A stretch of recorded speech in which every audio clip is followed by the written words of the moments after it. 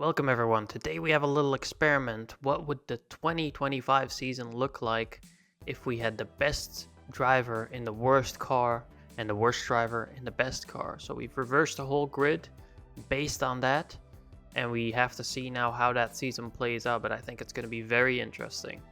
Okay, we're here for the team roster update of 2025. We're also using the 2025 mod, link down below.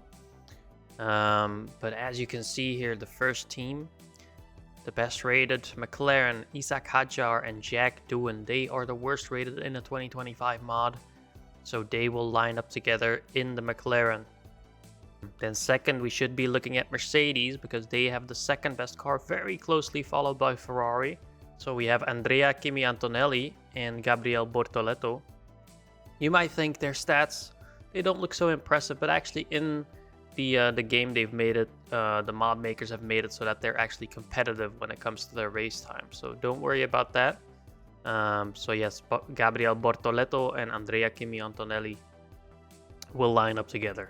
Then the third team, Ferrari, Oliver Bearman, 79 rated in car 1, together with Liam Lawson, 80 rated. So pretty interesting lineup here for Ferrari. Oliver Bearman, of course, is tipped to eventually go to Ferrari if he performs well at Haas. Then fourth, we have Red Bull. So for Red Bull, we have Lance Stroll and Yuki Tsunoda. So Lance Stroll, 80 rated. He will be car 1. He will be the first driver for Red Bull. Second car will be Yuki Tsunoda. So Tsunoda may be in the seat that we'll see him in soon. I'm recording this between the Chinese and the Japanese Grand Prix. But we'll see. Maybe Tsunoda ends up in that seat this season, and then we'll have a nice little look into the future of how he can do at Red Bull. Funnily enough, Alexander Albon still with Williams. He is joined by Esteban Ocon though. They have the fifth car, so kind of best of the rest, just after Red Bull. But it will be very interesting to see, of course, if Albon can do better if the grid is jumbled up, or if Esteban Ocon maybe can outperform him. We'll have to see. Then moving to Alpine, another funny coincidence. Pierre Gasly will still remain at Alpine, but he will be joined by Nico Hülkenberg. Both of them 84 rated, so it could be a very close fight between them throughout the season. So I'm actually very interested to see how that will go for those two guys, and obviously a very kind of out of pocket or weird moment to see Hülkenberg lining up for Alpine, of course. And then we have the team next to them, Aston Martin. Okay, we're running out of drivers nearly, so you kind of can get an idea of who's gonna end up where. But Aston Martin, Oscar Piastri in car 1 with an 86 rating, and then 87 rated is George Russell, so he will step into the second car for Aston Martin. So well, I think a way more balanced lineup than they have now with Lance Stroll and Fernando Alonso. But obviously Lance Stroll has gotten a pretty good start to his season, so I'm not gonna tear him a new one just yet. And then we come over to the Racing Bulls, Carlos Sainz in car 1 with Lando Norris in car 2. Both of them 88 rated. If you look into a save file editor, you can actually see that the ratings go up to 2 decimal points. So I think Carlos might be rated 88.5 and Lando Norris might be 88.25. It just kind of depends what stats they have. A very interesting lineup for Racing Bulls. Obviously, Carlos Sainz returning to a team which he once was a rookie for. And then Lando Norris alongside, both 88, but very balanced squad. And they could pull out some crazy results, I think. Because the Racing Bull isn't that bad. And then we move to Haas, Fernando Alonso and Charles Leclerc. What a lineup. One legend and one, well, might be a legend at some point, but with Ferrari at the moment, that's not going too well after their disqualification in China. But a very, very balanced and high-rated lineup, both 90. So that will be very interesting. Obviously, the Haas, not exactly in the best shape as a car being, but that lineup gives me some promise. And then obviously only 2 drivers left. Both of the drivers you already know, and we thought we would never see them in the same team, but now here they are at Kick Sauber, Lewis Hamilton and Max Verstappen driving the Kick Sauber. And wow, what a legendary lineup. Obviously, we have 11 drivers' championships between these two guys. So we'll see what they can do. Can they drag that Kick Sauber up through the standings and maybe outperform it? Because I think with any other average driver lineup, you're not scoring any points. But Lewis Hamilton and Max Verstappen, well, that's a pairing that I'd like to see.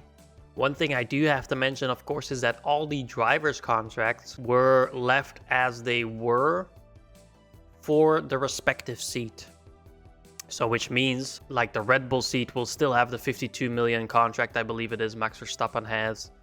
Ferrari will also have a high price tag, because I always imagine, you know, the teams calculate in a budget, and someone like Stake, for instance, they have a lot less to work with. So it wouldn't be fair to them if we put Max Verstappen on a 52 million contract with Stake, because then they just wouldn't have any money to develop parts. So that's why all the contracts have been shuffled around. So to kind of make it like it is in real life and give them the same budget to work around with, so they can still develop parts and still try to get these drivers somewhere. So with all this being said, we're gonna move to the start of the season, and I'm very interested to see how that first race is gonna go and how the whole season is gonna go, because I think we could see some very mixed results with these new rookies coming in. They're getting into fast cars. We have the old veterans getting into these slow cars, and I'm very interested to see what the dynamic is gonna be between all of these. But anyway, with that being said, let's take a look at how the race plays out. And I'm very interested to see how Oliver Bearman does. And can he retain the lead? Or will it be Lance Stroll winning a race? Lando Norris, Yuki Tsunoda, Jack Doohan. They're all very closely matched, you can see by the time. So let's get into it. So lights out here for the first race of the season. And we're going to obviously immediately retire these two cars. There we go. Retire the car so they can't make any sort of impression onto the race. But anyway, let's see. We'll simulate the rest of the race and see how it ends up. Yeah, let's take a look at what happened, guys. Lance Stroll wins the first race for Red Bull in the fourth fastest car. Liam Lawson actually ends up second. Oliver Bearman had a bit of a bad run towards the end. I think maybe the strategy didn't play that well of a part. Jack Doohan up in third. So two rookies, quote unquote, if you want to name Liam Lawson a rookie. Tsunoda in fourth in the Red Bull, so off to a decent start. The Racing Bulls of Lando Norris and Carlos Sainz in seventh and eighth. Isaac Hadjar in sixth as well. Oliver Bearman fifth. Nico Hulkenberg in ninth. In the Alpine, Pierre Gasly not too far behind him. Oscar Piastri then just outside the top 10 with Gabriel Bortoleto. Then George Russell, Esteban Ocon. Max Verstappen managed to get up to 15th, but that was only due to late retirements actually from Kimi Antonelli with a crash and Charles Leclerc. So they're off to a bad start. Alexander Albon up into 16th. Then Lewis Hamilton into in 17th, Fernando Alonso 18th.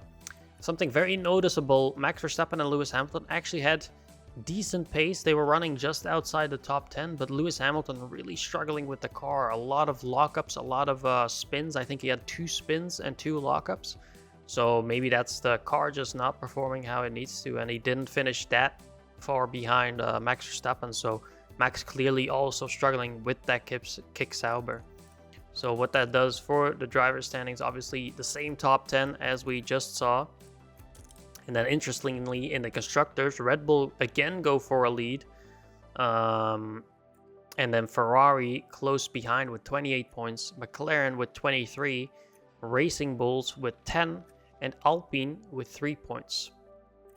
It's a nice little summary to have here from the constructors. Obviously, a bit weird seeing Mercedes not score any points. The rest of the teams I can understand to some degree. But yeah, looks like it'll be a very interesting rest of the season. So let's get to the next race. What I'm going to do now is probably simulate the next 4 races or so and then get up to race 6. And then we can have another impression of how the championship is going. So I'll see you then. Alright guys, so after 6 races, we come to the F1 DB editor, which I'll put a link down to in below. This is also the editor that lets you change the 24 season to the 25 one. But taking a look at the standings, I mean, I can almost not believe who's in the lead, but here we go. It is Lance Stroll. Lance Stroll is the leader of the Drivers' Championship. He's been very consistent, quite dominant up until Miami, this last race. But he is leading the Drivers' Championship with 123 points. Then not so far behind, Isaac Hadjar, so the rookie, doing really well in the McLaren. He's gotten up to 98 points. And you can see here, Hadjar starting off a bit slow, only 2 points in the sprint in China, 12 points here. And then started picking up podiums. So two third places in Japan, Bahrain, and then a second place in Saudi, and winning actually the Miami Grand Prix. This is also the first time that my Stroll had a bit of a misfortune. He had a mechanical issue, which forced him to retire. So allows Hadjar to get a good result and close up. Then third in the standings, we have Oliver Bearman, so the lead Ferrari driver.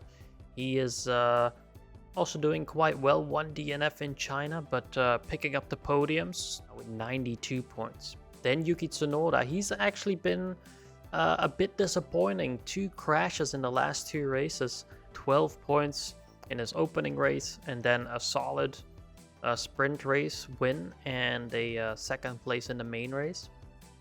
Japan, he got 12 points. Bahrain, he got his first win. But now Saudi and Miami actually crashing twice, so he's really put a bit of a damper on his championship run. Because Liam Lawson, then, a bit of a surprise. He's not rated the best either, but he's not doing too bad in that Ferrari seat. You can really see the drop down in the points here. Starting from that 5th place, it's all very closely matched. But yeah, you can see Liam Lawson actually opening up really well this season with a 2nd place and then a 3rd place in the main race in China. But then, yeah, 10 points in Japan, 6 in Bahrain, and then 2 DNFs and only 2 points in the sprint race here in Miami. But a DNF in Saudi and a DNF in Miami, which was also, I think, because of mechanical issues. Gabriel Bortoleto in 6th.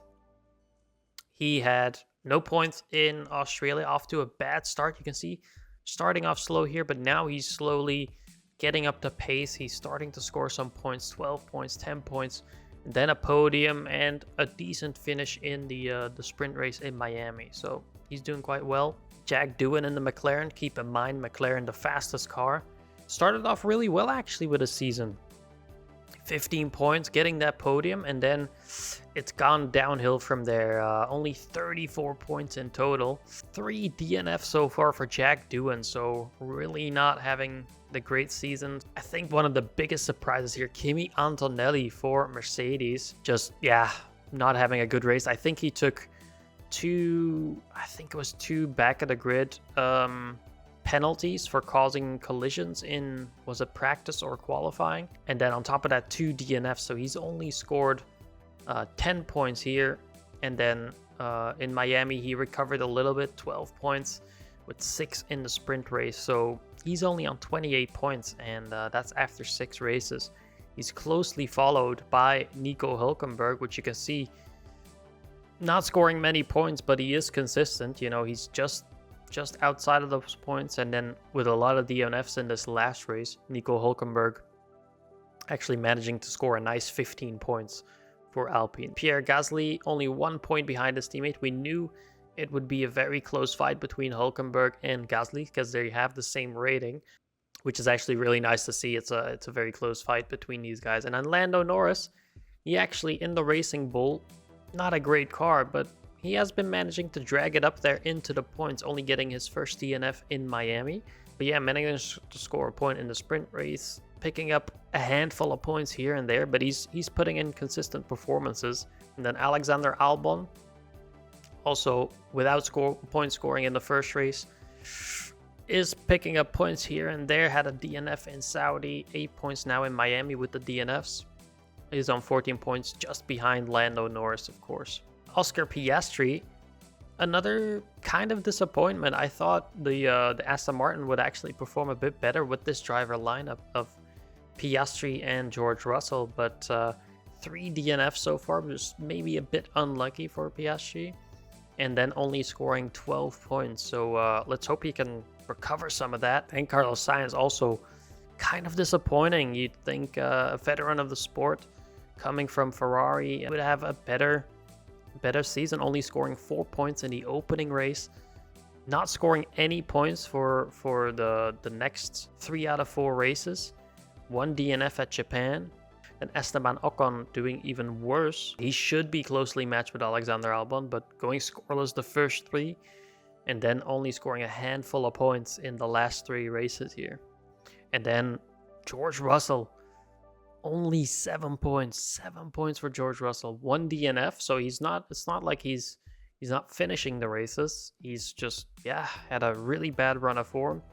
Then we have Lewis Hamilton, who's managed to, with a blip, score 4 points at Japan, which was just a coincidence of safety cars and virtual safety cars, and that kind of allowed him to somehow get the strategy right and score those 4 points. Him and Max have been pretty much at the back for the entirety of the season. They have, however, been reliably beating Haas and Leclerc and Alonso, which is actually the biggest disappointment of this season, which I thought they would be scoring more points over the Kick Saubers. Very strong lineup, of course. Charles Leclerc, Alonso, both 90 rated. But yeah, they've just only 1 DNF, mind you, for Charles Leclerc, but just not being able to score points. They've always been towards the back. Even here at Miami, when there was how many DNFs were there? 1, 2, 3, 4, 5, 6 DNFs, and they still weren't able to score points, which says a lot, of course. And together with the Kick Sauber, but all the rest of the teams have scored points.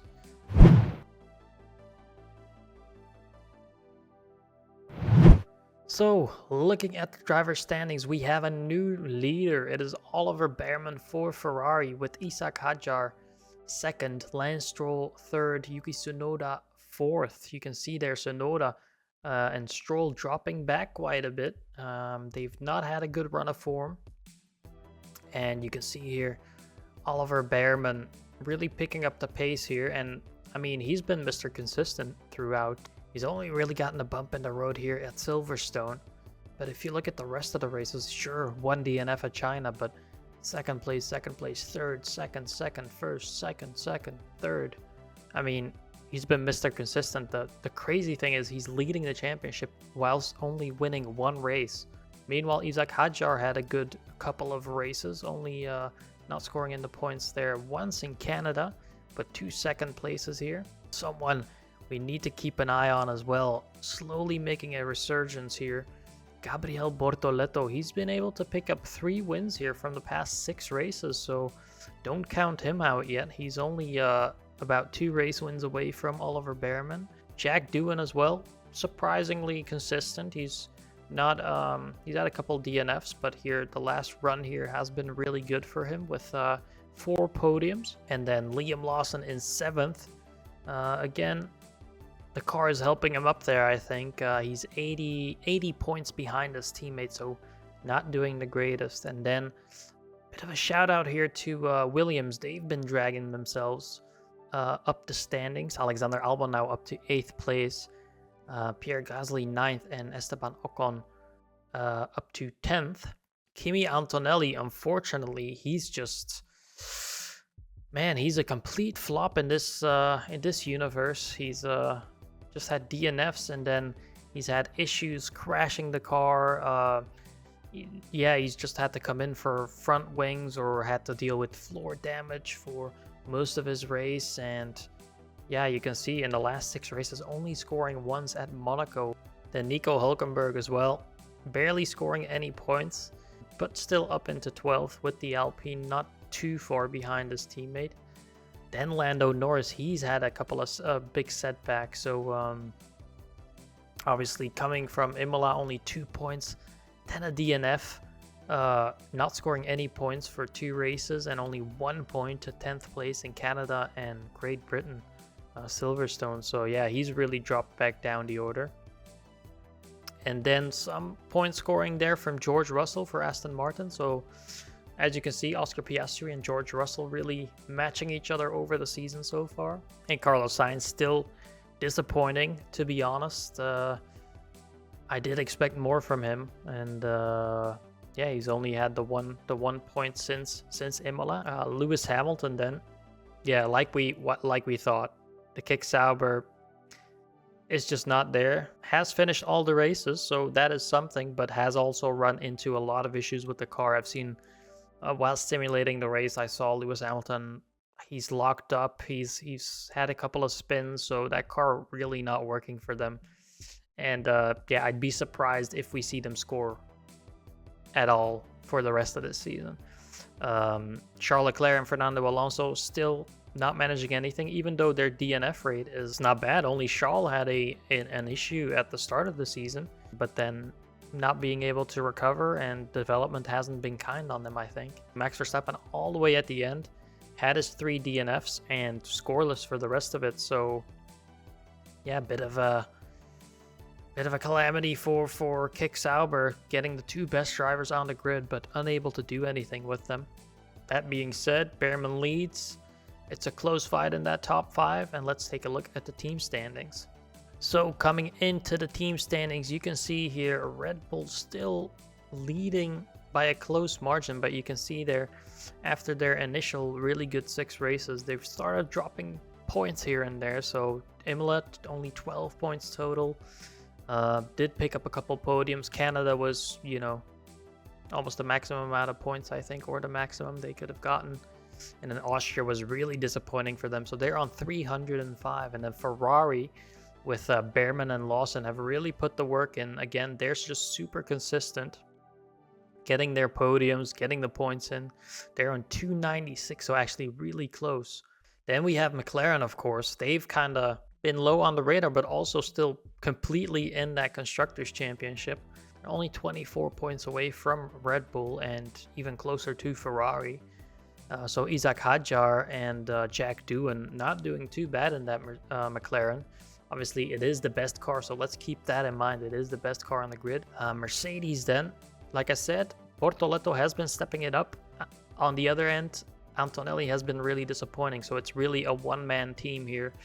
Mercedes with Bortoleto taking the lead. And then, as you can see, Williams here early on disappointing, but now have really put themselves on the radar as best of the rest. Bit more disappointing in Monza and Spa, but that could just be down to the sort of track. And then, as you can see here in Austria and Silverstone, or Austria and Great Britain, I should say, they've managed to come third in the point scoring positions in total. That is, they didn't get a podium, but they got pretty close when you tally the points up. And then Alpine, they've been kind of moving along. I mean, they're still challenging Williams, but you can see their good results have come and gone. So it's a really good first part of the season for them. But now, through this halfway stage, not looking too good anymore. Then Aston Martin have been able to pick up points here and there, but they're few and far between, you could say. And the same goes, I guess, for Visa Cash App, Racing Bulls. Not doing too well. Stake Sauber with their lowly 4 points that Lewis Hamilton luckily managed to pick up to put them in front of Haas. And then, yeah, the big disappointment of the season, Haas. Completely nowhere with Charles Leclerc and Fernando Alonso. Big disappointment there. But yeah, it is a really close title fight here between the 3 big constructors.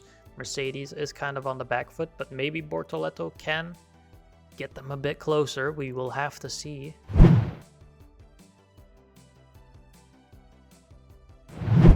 So coming to the driver's standing here, a familiar face at the top. We're looking at Lance Stroll regaining that lead, although very slim, over Oliver Behrman. Let's take a look here. Lance Stroll, 279 points. And then Oliver Behrman with 277. And Behrman was actually leading the Singaporean Grand Prix, but got mechanical issues towards the end, which made him lose the lead. Meanwhile, Yuki Tsunoda, very unlucky. He's been running very solidly, winning 2 races, getting second in a sprint race in Belgium, and then also scoring a second place 3 times before DNFing here at Singapore, which made him lose effectively the constructors or the drivers championship lead.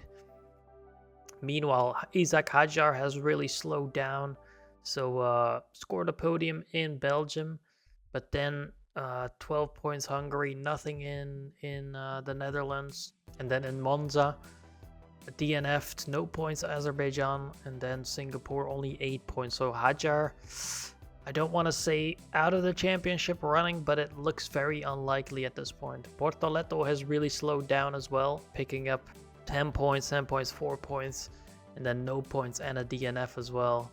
Is now at 191. Jack Doohan down to 6th place, and then Liam Lawson not doing well at all in that Ferrari, considering his teammate is fighting for the Drivers' Championship right now. So Lawson down over 100 points behind his teammate. And then Kimi Antonelli, also, I must say, probably the biggest disappointment of this season.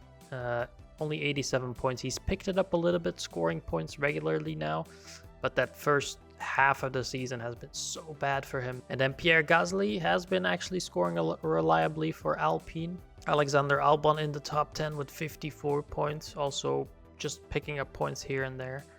Nico Hulkenberg, actually, he was running for a podium position in Monza, and someone crashed into him. I don't remember. I think it was it Lando Norris at that point? Or anyway, he had a collision, made him DNF, and the curse is still real for Nico Hulkenberg. That podium will never be scored.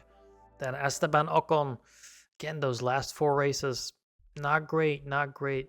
Scoring no points and a DNF, and then only 4 points for each race, Belgium and Hungary. Carlos Sainz, again, not scoring that many points, has now gotten ahead of his teammate though. Lando Norris has really had a bad time. He's been having a lot of collisions in these last 6 races, so that's why he's dropped down below Carlos Sainz. And then Oscar Piastri 15th and George Russell 16th. And then, well, as you might see here, Lewis Hamilton, again, finishing all of his races pretty much. 1 DNF here at Singapore, which was also, I think, because of a collision.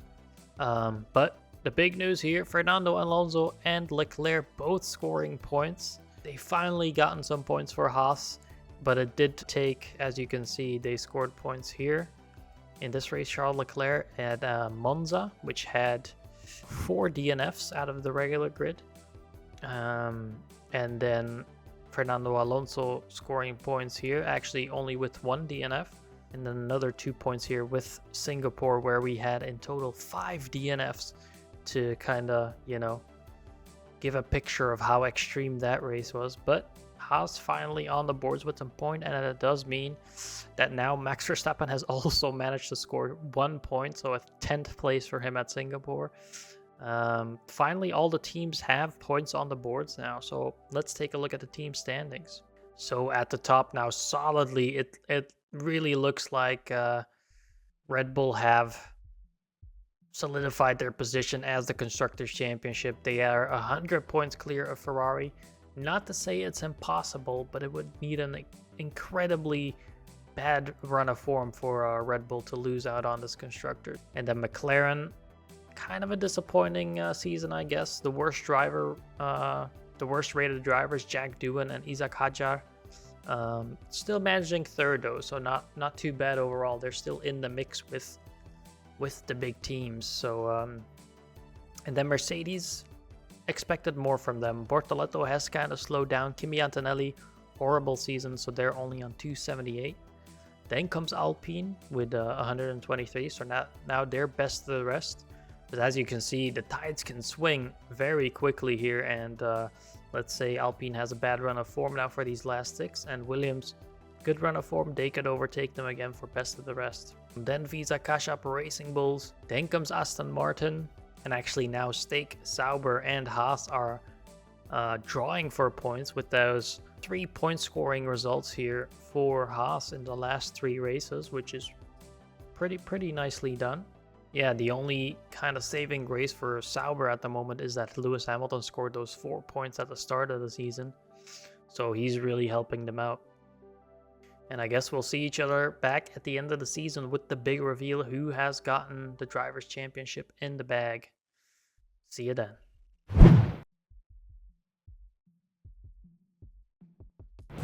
So guys, we have come back here at the end of the season. We've simulated all the races of the season, just done the last 6. And well, you can already see we have the standings up, but I think I'll probably blur out the top 10 just so it's a little bit of a surprise because a lot happened in those last 6 races. And as you can see, I have blurred out the top 10 or hidden it. I'm not sure what I'm gonna do yet, but we'll just start with P20 and work our way up, I guess. So Max Verstappen only 1 point, scoring that at the Singapore Grand Prix. Lewis Hamilton only 1 point scoring occasion in Japan. Bit disappointing to see both world champions down there in that kick Sauber. I really thought they would have been able to pull out some more results throughout the year. Fernando Alonso and Leclerc, actually a bit of a surprise towards the end here. They started picking up some points, not in the last 2 races, but Mexico, Brazil, and then the USA before that, and then also Singapore. They managed to actually get past Kick Sauber, even though it looked like they weren't going to score any points. Then Lando Norris really had a shocker of a season, so to say, in the Racing Bull. If you can see here, he started off really strong. Was just reliably scoring points at the start, even, hovering around 6th, 7th place. Had some single point scores, but then in that last part of the season started racking up some more DNFs. Oscar Piastri then and George Russell finishing very close together. 26 points for Oscar and 30 for George. A very balanced squad, I think. Probably got a lot out of the car. I don't know if they got enough out of the car, to be honest, but that might have to do with morale. If you have a couple of DNFs, drivers might be getting a bit angry at the team. Lawrence Stroll might have not been in the best books with George and Piastri. Then moving on, Carlos Sainz looked for the longest time like he wasn't going to finish in front of Lando Norris. But then towards the end of the season, he managed to pick up some good points here. Azerbaijan, Singapore, and USA. We come to Pierre Gasly, the second of the Alpines. He was, as you can see, I want to say there was about 3 categories. You had Formula A, Formula B, and Formula C. Because you can see these guys are very divided. And then there's another separation, which you will see soon once I reveal the other names. But Pierre Gasly, 12th. Alexander Albon in 11th. And now we move on to the top 10. So, first in line, who comes in P10? Well, it is Esteban Ocon. Esteban Ocon in 10th place, 1 point ahead of Alexander Albon, coming fresh into the team. Yeah, he managed to really pick up some good results here towards the end. Then a bit of a surprise for myself, 9th place, Nico Hülkenberg. Nico Hülkenberg with a 9th place in the Alpine, beating Pierre Gasly by, well, only a margin of 3, but he beat him and comes home in the top 10. P8, Andrea Kimi Antonelli. He had a disappointing season. Lots of DNFs, no point scoring. Even, look at this. The last 6 races, 3 DNFs, which was fairly extreme. And then even in Singapore, he DNF'd as well. So actually 4 DNFs in the last 6. I didn't even see that one. But yeah, Kimi Antonelli's season was just very disappointing. But that being said, on to 7th place, which is Liam Lawson. So Liam Lawson, actually overall, not too bad of a season. A bit crash happy, as a quote-unquote rookie. But, not too bad, but a lot further removed from his teammate than he should have been.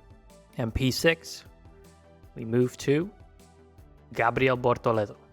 Bortoleto, unfortunately, after his first half of the season being so good, picking up a couple of wins in the process, it really only went downhill from him, and it kind of feels like maybe the car also for Mercedes wasn't quite there. Maybe they focused on the wrong things. 218 points, so also big gap to his teammate, over 100 points gap. And then we move to P5. P5 will be Jack Doohan. Jack Doohan, actually, can't really complain about him, he's not, I wouldn't say he's a top tier driver, but just consistently throughout the season has scored his podiums. I mean, he had an okay season, considering it's the best car, of course. Maybe not so good.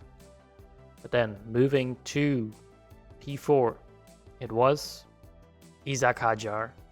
So Isack Hadjar doing a bit better than his teammate, to be honest, with a bit more luck. Jack Doohan, I think, could have been right up there as well with Isack. Isack just taking advantage a bit more, and I think was a bit better in qualifying overall. But then P3, and you might be surprised, it is Oliver Bearman. So Oliver Bearman not winning that title with Ferrari, the golden sub of 2024, unfortunately, not up to scratch and really losing out in those past 6 races. You can see here, did get some podiums and then a podium here, but then almost not scoring in Qatar, and in Abu Dhabi not inside the points at all, because I think actually in that last race he took an engine or something, and he was all the way at the back. He had to start all the way at the back. So yeah, really good season for Oliver Bearman.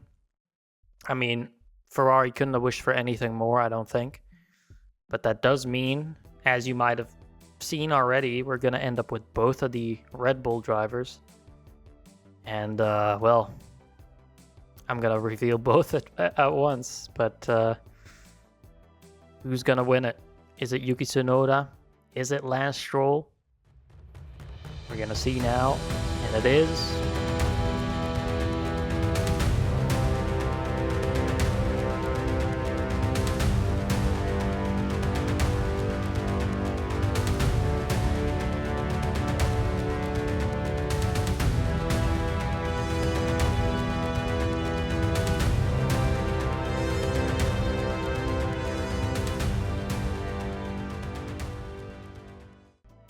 Yuki Tsunoda. Yes, Yuki Tsunoda. Look at this. The last 5 races of Yuki.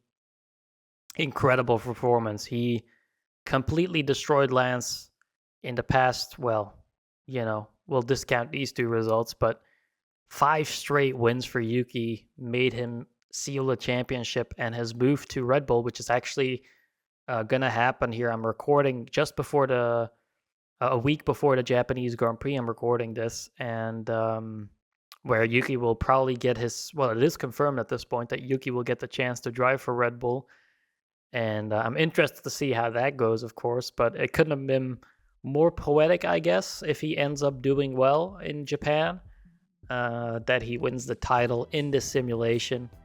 And Lance Stroll, unfortunately, towards this latter stage, he didn't just he had race pace, but it seemed like his qualifying just wasn't there. Yuki was qualifying 2nd or 3rd, or even 1st sometimes. And Lance, I think, was qualifying way back. So, well, hats off to Yuki. And, well, this has been a fun simulation to do. Before that, we can take a look at the team standings. Red Bull, complete domination. You can see 822 points. Picking up a lot of 1-2s throughout the season. Ferrari ending up on 529. McLaren, a bit disappointing, of course, not winning the title with the best car, and still, I think, at the end of the development, still had the best car. Mercedes, quite a ways down, almost 200 points to McLaren. Then comes Alpine, tied actually with Williams, but I think overall, Alpine just had the better results in the point scoring, which you can see here, especially the later stage of the season. And then Aston Martin finishing in 7th. Quite surprising, actually. I thought maybe Racing Bulls or even Haas with Alonso and Leclerc would have finished in front. But they also tie, funnily enough. So 2 ties, which, I mean, that's even a massive coincidence, I think.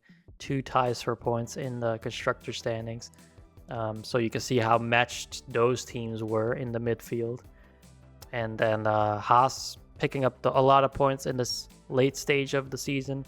And then Sauber, well, the big disappointment of the year, right? So guys, that has been the rating-based grid simulation. And Yuki Tsunoda picking up the World Championship. Pretty poetic seeing as he's now going to Red Bull in real life. So guys, if you liked the video, please give it a like. Maybe subscribe if you want to see more videos like this. And tell me in the comments what you would maybe like to see next. Would you like to see me simulate something else out? I have some ideas already, but some feedback would always be appreciated. These videos take a long time to make. Yeah, I hope it shows and you guys get some enjoyment out of it. And I will be sure to link the mod that I use, the 25 mod, in the description along with the database editor that you see in front of you. And yeah, that was it. So I guess I'll see you in the next one. Goodbye.